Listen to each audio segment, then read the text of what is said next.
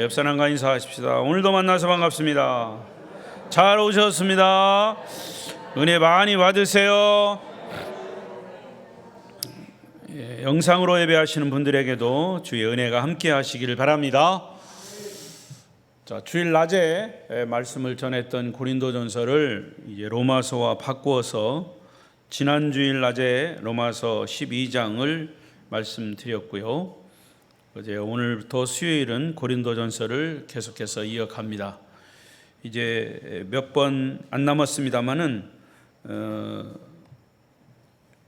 시간 되는 데까지 이어서 말씀을 전하려고 합니다. 오늘 말씀의 주제는 시작 그리스도인의 이혼과 독신 문제입니다.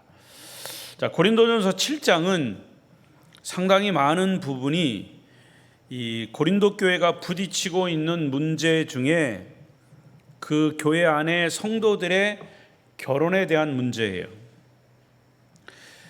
사실 지금 우리가 살고 있는 이 시대의 문제이기도 합니다. 그래서 성경에 있는 고린도 교회가 그런 교회였구나, 이것으로 끝나는 게 아니고 그 고린도 교회가 처한 문제들을 이 성경에서 말씀하시면서 지금 이 시대를 살고 있는 우리에게 어떻게 이것을 적용할 것인가를 보아야 합니다. 그것이 하나님의 말씀이죠. 그래서 특히 고린도전서 7장에서 다루고 있는 이 문제는 정식으로 고린도 교회가 바울에게, 개척한 바울 사도에게 편지를 써서 질문을 했습니다. 이런 문제는 어떻게 해결을 해야 됩니까? 라고 했을 때 고린도전서를 통해서 바울이 편지를 써서 답변을 보낸 것이 고린도전서입니다. 그리고 7장이에요. 세 가지 문제가 있었다고 그랬죠. 첫째는 부부의 문제예요. 특히 부부의 이 성적인 그런 문제들, 지난 시간에 말씀을 드렸죠. 그리고 오늘은 두 번째, 세 번째 문제 같이 묶어서 이혼과 독신의 문제, 이것을 함께 성경은 뭐라고 답변을 하고 있는가를 우리가 살펴보겠습니다. 먼저 성도의 이혼에 대한 문제입니다. 이혼. 여러분, 요즘은요 이혼이 그냥 보통 너나 그냥 같이 살다가 아예 법적으로도 그냥 부부로 혼인신고도 안 하고 그냥 살다가 사실 혼인이냐 이렇게 얘기하더라고요. 그러다가 마음에 안 맞으면 그냥 헤어지고 하는 거예요. 그 이혼이죠. 그게 그냥 이 사회의 흐름이다 이렇게 얘기하는데 성경은 우리에게 뭐라고 말하느냐, 그게 중요합니다. 우리 성도들은 하나님의 말씀을 따라서 사는 자들이에요. 사회생활이든 가정생활이든. 본문 10절부터 16절까지를 한 문장으로 요약을 한다면 할 수만 있으면 이혼을 하지 말라는 거예요. 자, 10절을 보십시다. 10절, 11절 시작. 결혼한 자들에게 내가 명하노니 명하는 자는 내가 아니라 주시라. 주사라가 아니로 주시라. 자, 이거 괄호 안에 있는 걸 잘 봐야 됩니다. 바울이 이 편지하면서 명하노니 해놓고 결혼한 자들에게 내가 명한다. 이것은 내가 하는 게 아니라 주님이 명하는 것이다. 이렇게 가로를 해놨어요.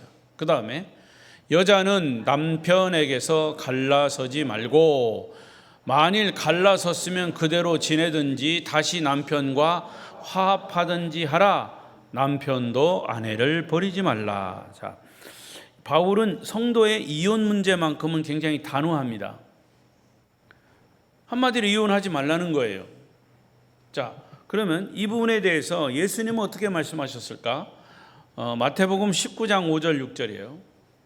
읽습니다. 시작. 말씀하시기를 그러므로 사람이 그 부모를 떠나서 아내에게 합하여 그 둘이 한 몸이 될지라 하신 것을 읽지 못하였느냐? 그런즉 이제 둘이 아니요 한 몸이니 그러므로 하나님이 짝지어 주신 것을 사람이 나누지 못할지니라.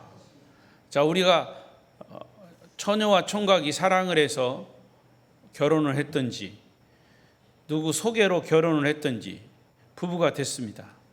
그렇게 부부가 된 것은 우리가 성경적 입장에서 보면 그것은 하나님의 뜻이다. 하나님이 짝지어 준 것이다. 과거에 우리 어르신들은, 우리 조상들은 시집을 갔어요. 어떤 때는 아들을 못 낳는다고, 딸만 낳는다고 소박당했어요. 쫓겨났어요. 그래도 이혼은 안 했어요. 너는 시집 갔으니까 그 집 귀신 되라 이랬어요. 그래서 친정에도 가지도 못하고 그냥 거기서 구박당하고 시집살이 당하고 우리 어머니들 많이 고생했죠. 그러니까 이혼은 안 했어요. 물론 그들이 성경대로 살았다는 얘기는 아니에요. 그만큼 우리가 이제 가정에 대해서 귀하게 여겼는데 성경은 이렇게 말씀하고 있는 거죠. 부부의 연을 맺었으면 그것은 하나님의 뜻 안에서 하나님이 짝지어 주신 것이다. 그것을 사람이 함부로 나누지 못한다고 말씀하신 거예요. 부부가 이혼하는 것은 결코 하나님의 뜻이 아니단 말이죠. 할 수 있으면 이혼하지 말아야 합니다. 그런데 여러분, 사람이 살다 보면 부부가 이혼이라고 하는 고통스러운 문제를 만나게 됩니다. 이유가 많아요. 그런데 그때는 어떻게 해야 되느냐? 자, 10절 11절 다시 보겠습니다. 10절 11절 시작. 결혼한 자들에게 내가 명하는, 또 거기 명하는 자는 내가 아니요 주시라. 여자는 남편에게서 갈라서지 말고 만일 갈라섰으면 그대로 지내든지 다시 그 남편과 화합하든지 하라. 남편도 아내를 버리지 말라. 자, 분명히 10절 괄호에 처리된 부분이에요. 명령하는 자는 바울이 아니라 주님이시다. 바울이라고 하는 사람이 성도들에게 권면하는 것이 아니라 이혼하지 말라라고 하는 것은 주님의 명령이다. 아까 마태복음에서도 보셨죠? 이것은 엄연히 창조의 계획에 속하기 때문에 할 수 있으면 결혼한 부부는 이혼하지 말고 부부가 화합을 추구하라 말씀합니다. 자, 그러나 또 한 가지, 부부가 이혼을 할 수밖에 없는 상황이어도 그렇게 되죠. 요즘 이혼하는 사람들은 항상 이유와 핑계가 있어요. 이혼을 할 수밖에 없다. 그런데 여기서는 뭐라고 그래요? 할 수밖에 없는 상황이어도 한 영혼을 구원하기 위해서는 이혼하지 말라는, 결론은 이혼하지 말라는 거예요. 자, 부부 중에서 한 사람은 신자고 한 사람은 불신자예요. 지금도 그렇지만 초대교회 당시에도요, 남자보다 여자가 먼저 예수를 믿는 경우가 많았어요. 그러면 여자는 불신자인 남편과 함께 살면서 신앙적인 갈등, 신앙적인 핍박이 어마어마하게 많아요. 우리 과거 우리 선조들도 그랬어요. 우리 아버지 세대, 저희 아버지 세대. 저희 아버지는 우리 부모님에게 그렇게 핍박을 받았어요.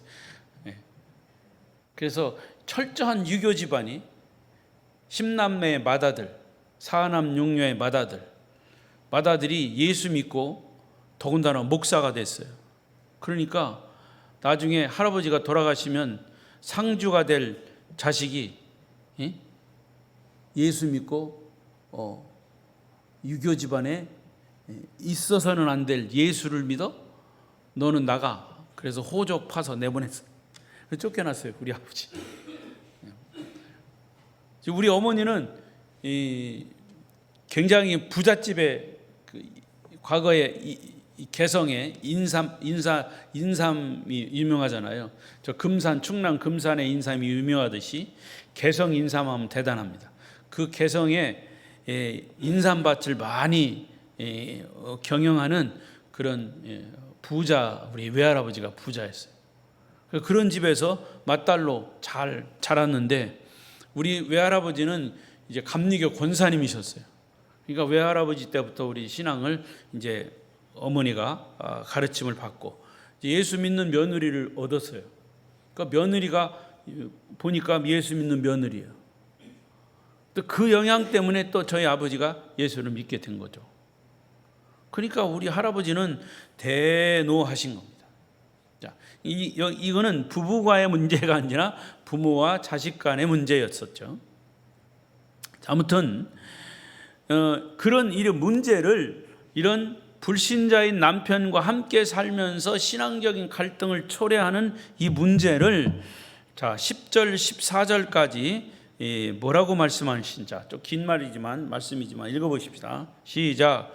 그 나머지 사람들에게 내가 말하노니 이는 주의 명령이 아니라 만일 어떤 형제에게 믿지 아니하는 아내가 있어 남편과 함께 살기를 좋아하거든 그를 버리지 말며 어떤 여자에게 믿지 아니하는 남편이 있어 아내와 함께 살기를 좋아하거든 그 남편을 버리지 말라. 믿지 아니하는 남편이 아내로 말미암아 거룩하게 되고 거룩하게 되나니 그렇지 아니하면 너희 자녀도 깨끗하지 못하니라. 그러나 이제 거룩하니라. 자, 이것은 한쪽이 불신자라도 한쪽은 신자고 한쪽은 불신자라도 절대 이혼하지 말라요. 이혼하지 말아야 할 중요한 이유가 14절이에요. 믿지 않는 남편이 믿는 아내로 말미암아 거룩하게 되기 때문이다. 우리 아버지의 경우 믿는 아내를 얻어서 남편 저희 아버지가 예수를 믿게 됐어요. 목사까지 된 거예요. 구원받은 아내 때문에 남편도 구원을 받아야 하기 때문에 이 거룩이라고 하는 개념은 문자 그대로 도덕적인 성결만 의미하는 것이 아니라 믿지 않는 남편이 아내 때문에 예수 믿고 구원받아 거룩한 성도가 될 수 있다는 뜻의 거룩이에요. 자, 그 반대의 경우도 있어요. 16절이죠. 16절 시작. 아내된 자여 네가 남편을 구원하는지 어찌 알 수 있으며 남편된 자여 네가 네 아내를 구원하는지 어찌 알 수 있으리. 믿지 않는 아내가 믿는 남편 때문에 예수 믿고 구원받아 거룩한 성도가 될 수 있기 때문에 이혼하지 말라는 거죠. 교회에서 목사님들은 이런 상담을 많이 받아요. 믿는 아내는 믿지 않는 남편과 살면서 평생 고통을 당하면서 살아. 그렇게 살아야 할 가치가 있습니까? 차라리 내가 예수를 편하고 좀 더 그냥 열심히 믿기 위해서 남편하고 그냥 구박하는 남편하고 그냥 이혼했으면 좋겠습니다. 이런 질문을 받고 이런 상담을 받아요. 어떤 때는요, 그냥 이혼해버리세요. 이렇게 하고 싶은 사람도 있어. 얼마나 남편이 구박을 하는지. 그럼에도 불구하고 저는 이 성경을 얘기하면서 성경에서는요, 내가 말하는 게 아니라 사도 바울처럼 내가 말하는 게 아니라 주님이 말씀하십니다. 성경을 통해서 이혼하지 말라고. 그게 답이에요. 자, 이 질문에 우리가 잘 아는 성 어거스틴은 이렇게 대답합니다. 하나님께서 내가 이 땅에 사는 유일한 생존자라 할지라도 이 지구상에 나 혼자 산다 할지라도 아마 하나님이 나를 구원하기 위해서 나 지구상에 혼자 있는 나를 구원하기 위해서 예수님을 이 땅에 보내셨을 것이고 그 예수님은 기꺼이 나 혼자를 위해서도 십자가에 달려 돌아가셨을 것입니다. 나라고 하는 연약한 사람을 위해서 말입니다. 남편이 정말, 아내가 정말 예수 믿는 것 때문에 핍박을 하고 방해를 하고 사탄 짓을 한다 할지라도 이혼하지 말고 그 사람을 구원해야 한다는 그런 얘기예요. 여러분, 천하보다 귀한 영혼인 내 남편 혹은 내 아내가 나를 통해서 구원받을 가능성이 있다면 그 한 사람을 위해서 평생을 고통 속에서 사는 것은 희생이죠. 엄청난 그런 고통입니다. 그러나 그 엄청난 고통을 넘어서 그것은 엄청난 가치가 있는 겁니다. 한 영혼을 구원하기 위한. 그래서 주님 뭐라고 그랬어요? 한 영혼이 온 천하보다 귀하다 그랬어요. 요즘처럼 고통을 견디기 어려운 시대에 이런 말씀은 굉장히 잔인한 그런 충고일 수 있습니다. 그러나 목사의 말이 아니라 성경의 가르침이에요. 그래서 요즘 이혼하는 사람들이 하도 많아가지고 교회에서는요, 이혼하지 말라고 설교를 못해요. 이렇게 말하는 목사도 있어요. 근데 성경의 가르침을 성경의 가르침대로, 자기가 뭐 주님이 아니니까 성경의 가르침대로 얘기해요. 그리고 결정은 본인들이 하는 거죠. 여러분, 신앙이라는 게 그렇지 않습니까? 하나님의 말씀. 목사님, 신자들이 싫어하니까요 11조헌금 얘기하지 마세요. 자기가 하나님이요? 그 성경에서 가르친 대로 말씀을 전해야지. 결정은 본인이 하는 겁니다. 복은 본인이 받고 안 받고 하는 거예요. 할렐루야. 그래서 여러분, 이 말씀도 마찬가지. 할 수 있으면 남편과 아내의 구원을 위해서 갈라서지 말아야 한다. 배우자가 불신자라도 언젠가는 구원받을 가능성이 있기 때문이죠. 할렐루야. 그런 믿음을 저버리지 말기를 바랍니다. 우리 개인 강단에서 개인 말씀을 해서 죄송합니다만, 우리 박 권사님처럼 남편 이름 써가면서 빨리 구원하게 해달라고 얼마나 소박하십니까? 그 소원이 속히 이루어질 줄로 믿습니다. 네, 그렇습니다.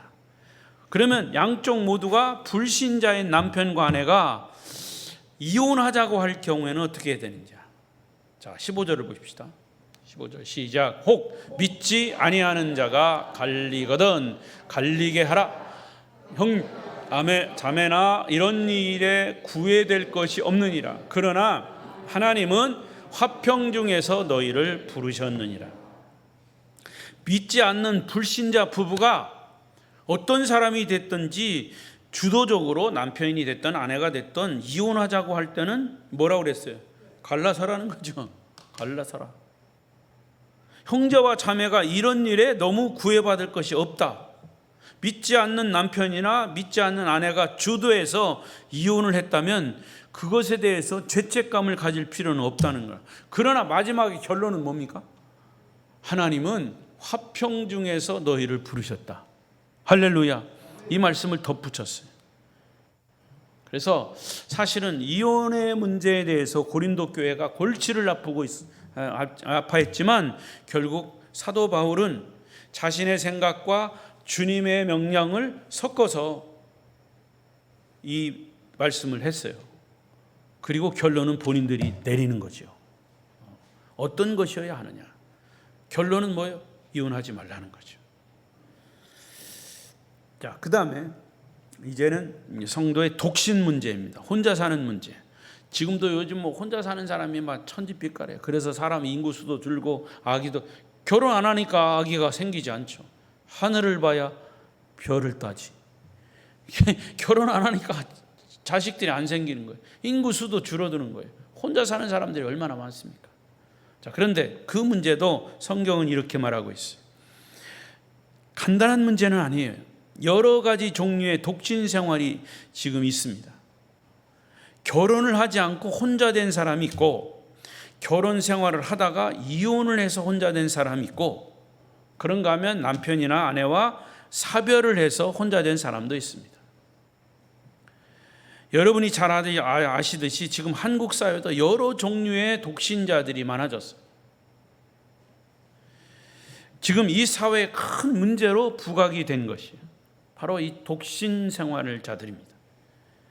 자, 독신 생활의 문제는 8절, 9절, 본문 17절, 38절까지 아주 길게 언급하고 있는데, 먼저 8절, 9절을 읽어보십시다. 8절, 9절 시작. 내가 결혼하지 아니한 자들과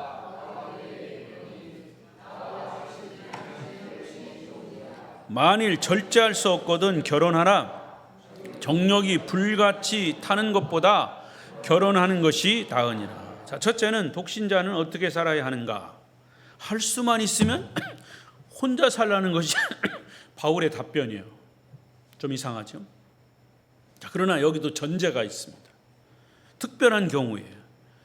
자, 고린도전서 7장 25절 26절을 보세요.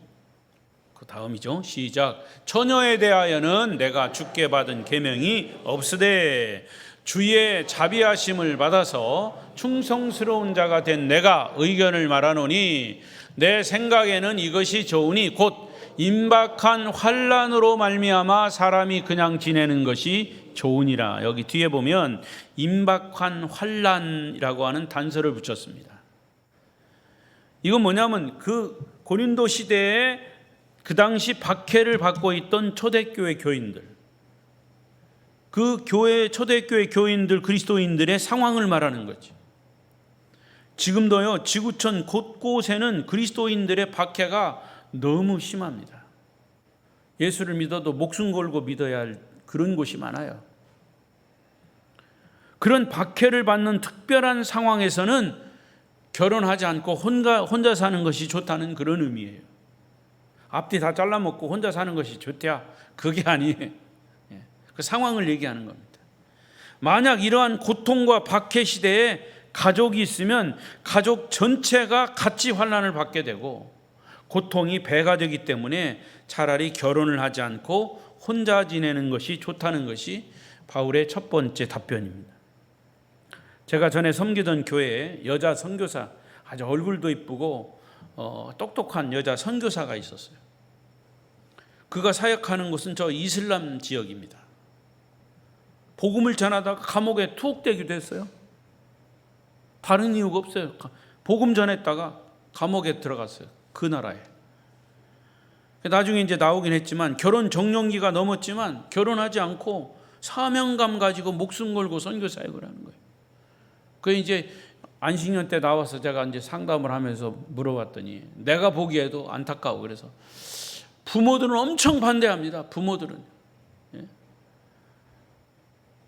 부모들은 뭐 교회 잘 나오지도 않아요. 그것 때문에 오히려. 그러니까 이제 그 전도 이제 파송된 그 전도 그 협회에서 이제 그 여자 선교사를 파송했는데 그 전도 협회를 또 막 원망하는 거예요. 부모들은 거기서 안 놓아주는 것처럼 생각을 하는 거죠. 그런데 이야기를 해보면요, 그렇게 얘기해요. 정색을 하면서 목사님, 저에게 주신 사명은 그런 지역에 가서 복음을 전하고 몇 년 동안 뭐 복음을 전한다고 해서 우리처럼 뭐 자유롭게 전하는 게 아니라 삶을 살아가면서 조금씩 특히 이슬람권에서는요 이 전도가 먹히질 않아요. 예수 믿는 사람이다 이렇게 타국인이 예수 믿는 사람이다 이렇게 접근을 하면 벌써 거기서부터 차단을 시키는 거예요. 그런데 거기서 살면서 한 사람 전도하기가 얼마나 어려운데, 그런데 여러분 한 사람이 전도돼서 예수를 만나고 그들의 변화를 보면서 이 처녀 전도사는 선교사는 그게 감격을 하는 겁니다. 네. 그 사명을 놓지를 못해요. 그래서 정색을 하면서 그렇게 표현하는데 제가 오히려 부끄럽더라고요. 너 이제 그만 나와서 부모님 말씀 듣고 결혼도 하고 여기서 전도 사역을 해라. 그랬더니 아니라는 거예요. 정색하면서. 부모님들, 지인들이 걱정하지만은 본인은 이것이 주님의 명령하시는 거라는 거예요. 주님이 주신 사명이라는 거예요. 그만둘 수 없다는 거예요. 오늘 이 말씀은 그분에게 그대로 적용되고 있는 거죠. 할렐루야. 이것이 곧 복음의 능력입니다. 자, 두 번째, 독신 생활에 대한 두 번째 메시지는 부르심에 따라 살라는 겁니다. 자, 조금 전에 말씀드렸던 그 여자 청년 마찬가지. 부르심에 따라가는 거죠. 혼자 살 수 있는 능력이 있다면 그것은 독신에 대한 부르심이 있다는 거예요. 이제 바울 본인에게. 바울도 부르심에 사명이 있어서 하나님이 부르신 부르심의 사명, 그것도 이방인에게 가서 복음을 전하라는 그런 사명. 그래서 바울은 결혼하지 않고 혼자 독신으로 살면서 복음 전한 거죠. 그래서 17절부터 24절까지는 그 부르심에 대한 문제를 다루고 있는데, 독신자로 살아야 할 하나님의 부르심, 그게 부르심이죠. 바울처럼, 그 여자 청년 선교사처럼. 지금은 이제 많이 달라졌습니다만은 저희 아버님이 목회할 때만 해도 여자 전도사님이 옵니다. 그 여자 전도사님 교회 사역자로 오면 하나님의 부르심을 받고 신학교 가서 전도사가 되면 결혼을 하지 않고 혼자 살았습니다. 여자 전도사님 대부분이. 그러니까 우리 성결교단도 여자 전도사님이 오래되셔서 은퇴하신 분들은 저 대전에 그 성락원이라고 여자 전도사님들이 갈 데 없고 가족도 없으니까 그 은퇴하신 분들만 이렇게 돌아가실 때까지 모시는 그런 곳을 교단에서 만들어서 지금도 있습니다. 그러니까 목회자로서 소명을 받고 혼자 살면서 사명을 감당하는 것들이죠. 이런 분들은 혼자 사는 은사를 받은 겁니다. 그런데 제 흥미있는 것은 어떤 사람은 결혼하고 살도록 부르심을 받았고 어떤 사람은 결혼하지 않고 살도록 부르심을 받았다고 말합니다. 자, 본문 20절 24절을 보십시다. 시작. 각 사람은 부르심을 받은 그 부르심 그대로 지내라. 형제들아, 너희는 각각 부르심을 받은 그대로 하나님과 함께 가라. 할렐루야. 그리고 독신에 대한 세 번째 교훈은 9절입니다. 9절 시작. 만일 절제할 수 없거든 결혼하라. 정욕이 불같이 타는 것보다 결혼하는 것이 나으니라. 정욕이 불같이 타는 사람은 여차하면 성적인 죄를 지을 가능성이 있기 때문에 결혼하라는 거예요. 그런 사람은 빨리 결혼하고 가정에서 행복을 찾으라는 거죠. 여러분, 저는 이런 말씀을 볼 때 그야말로 성경은요 뜬구름 잡는 얘기가 아니라 우리 가정의 복된 삶을 얼마나 실제적으로 가르치고 있는가를 알게 되고 깨닫게 됩니다. 말씀 안에서 우리가 잘 순종하며 살면 사실은 이게 말씀대로 순종하는 것이 어려운 것 같지만 여러분, 말씀대로 순종하며 사는 게 어려운 게 아니에요. 오히려 그게 더 쉬운 거예요. 그러면 하나님이 복을 주신다는 거죠. 할렐루야. 여러분, 계명도요 하라와 하지 말라가 있어요. 거짓말하지 말라, 도둑질하지 말라, 살인하지 말라. 쉽잖아요. 안 쉬운가 보네. 안 하면 되잖아요. 근데 꼭 사람은요 죄성을 가져서 하지 말라고 하면 꼭 청개구리처럼 하고 싶은 게 사람의 죄성. 하라라고 하면 하지 말라, 하지 말라고 그러면 하고. 여러분, 도둑질 하지 말라 그러면 안 하면 돼요. 근데 매일 도둑질 하면 살아봐요. 얼마나 힘들어요. 살인하지 말라, 살인하지 않으면 되는 거죠. 그런데 맨날 사람 죽이고 말로 죽이고 막 실제로 죽이고 그렇게 살아봐요. 얼마나 어려워. 그러니까 말씀이 굉장히 말씀대로 살게만 하면 쉬운 거예요. 자, 네 번째로 마지막, 독신자가 재혼을 하려면 주 안에서 하라 그랬어요. 독신자가 처음 결혼할 때도 그랬지만 결혼했다가 독신이 돼서 다시 재혼을 하게 되는 경우도 주 안에서, in Christ, 주 안에서 하라는 거예요. 39절을 보십시다. 39절 시작. 아내는 그 남편이 살아가는 동안에 매여 있다가 남편이 죽으면 자유로워 자기 뜻대로 시집갈 것이나 주 안에서 할 것이냐. 자, 여기 남편이 먼저 세상을 떠났다고 해서 마음대로 살아도 좋다는 말이 아니죠. 혹시 재혼을 할 경우는 반드시 주 안에서. 주 안에서 하라는 말은 뭘까요? 쉽게 말해서 내가 예수를 믿고 남편이 죽었어요. 그러면 내가 재혼하고 싶은데 누구를 하자. 돈 많은 사람, 뭐 그래도 이제 마지막 재혼해가지고 그냥 잘 먹고 잘 사고 싶어서, 그런 조건 따지지 말고 예수 잘 믿는 대상을 찾으라는 거예요. 아멘 안 하시네. 주 안에서라는 말은 그거예요. 어느 통계에 보니까 이혼한 사람이 다시 재혼했다가 그 재혼이 깨질 확률은 미국이나 한국이나 거의 70-80%가 된다는 거예요. 10명 중에 7, 8명은 다 깨진다는 거예요. 오해하지 마십시오. 통계에 의한 거예요. 그러니까 재혼도 준비 없이 하면 안 된다는 거죠. 그러니까 주 안에서라는 거예요. 주 안에서. 얼마나 정확하게 얘기합니까? 그래서 그리스도인 성도들의 재혼은 기도하면서 정말 하나님이 재혼하라는 부르심이 확실하게 있을 때 시도하라는 말씀이죠. 자, 한 가지 더 있습니다.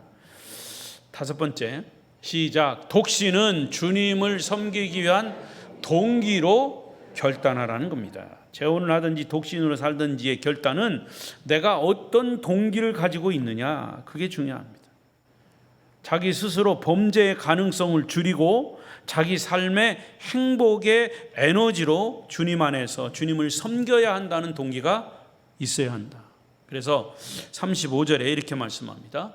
시작. 내가 이것을 말함은 너희의 유익을 위함이요 너희에게 올무를 놓으려 함이 아니니 오직 너희로 하여금 이치에 합당하게 하여 흐트러짐이 없이 주를 섬기게 하려. 할렐루야. 오늘 말씀의 결론입니다. 우리 사랑하는 성도 여러분, 어떤 사람은 결혼해서 주님을 잘 섬길 수 있다면 결혼하는 것이 더더욱 좋고, 어떤 사람은 독신으로 있는 것이 주님을 더 잘 섬길 수 있다면 독신으로 있는 것이 좋다는 거죠. 중요한 것은 주님을 잘 섬기는 것이 결혼의 궁극적인 목표가 되어야 된다는 얘기죠. 그래서 결혼은요, 마주보는 게 아니라 한 곳을 향해서 같이 가는 겁니다. 같이 보는 겁니다. 저는 주례할 때 그런 얘기를 했어요. 남편 아내를 자기 이 부부 중에 자기 짝을 찾을 때는 눈을 크게 뜨고 찾으라는 거예요. 눈을 크게 뜨고. 그래서 이제 마주 보는 거죠. 마주 보야 서로 찾을 거 아닙니까? 이제 서로 맞는 사람을 큰 눈을 뜨고 찾았으면은 이제 결혼식을 합니다. 딴따단 결혼식을 해요. 저는 개인적으로 요즘 결혼식은요, 뭐 주례자 없이 그냥 막 자기네끼리 뭐 아버지가 한마디, 어머니가 한마디, 뭐 주례자 없이 하더라고요. 나는 그거를 목사로서 그거는 이게 성경적이지 않다고 봐요. 성경에 아담과 이브가 결혼할 때 하나님이 주례자였어요. 그래서 둘이 한 몸이 될지니라. 하나님이 그렇게 부부로 주례를 쓰셨어요. 이게 성경적입니다. 근데 물론 증인들도 있죠. 그러나 주례자가 증인인 겁니다. 하나님이 증인이에요. 그러니까 가정이 부부가 이룰 때는 그렇게, 그래서 서약을 뭐 서로 알아서 합니다. 그러니까 서로 알아서 하는 건데 우리는 하나님의 말씀 위에 손을 얹고 서약을 하는 거죠. 그래서 이제 열심히 이제 눈을 크게 뜨고 마주 보면서 찾다가 이제는 부부가 돼서 이제 가정을 이루었다. 그러면 이제는 그 부부가 마주 보던 것을 딱 같은 방향을 향해서 보고, 그것은 천국이어야 되고, 그곳을 향해서 같이 배우자로서 도와가면서 가는 거예요. 천국까지. 그게 결혼 생활이에요. 성경적 결혼 생활. 할렐루야. 그러니까 결혼을 하느냐 하지 않느냐보다 더 중요한 것은 동기예요. 그리스도인들의 독신, 이 재혼 문제는 무엇이 주님을 더 잘 섬길 수 있느냐에 달려 있는 것이고, 무엇이 하나님의 영광을 나타내는 것이냐가 핵심이어야 합니다. 오늘 말씀의 결론입니다. 오늘 말씀의 결론을 고린도전서 10장 31절을 크게 읽고 기도하십시다. 시작. 그런즉 너희가 먹든지 마시든지 무엇을 하든지 다 하나님의 영광을 위하여 하라. 한 번 더. 그런즉 너희가 먹든지 마시든지 무엇을 하든지 다 하나님의 영광을 위하여 하라. 아멘. 기도하십시다. 동성으로 기도하겠습니다.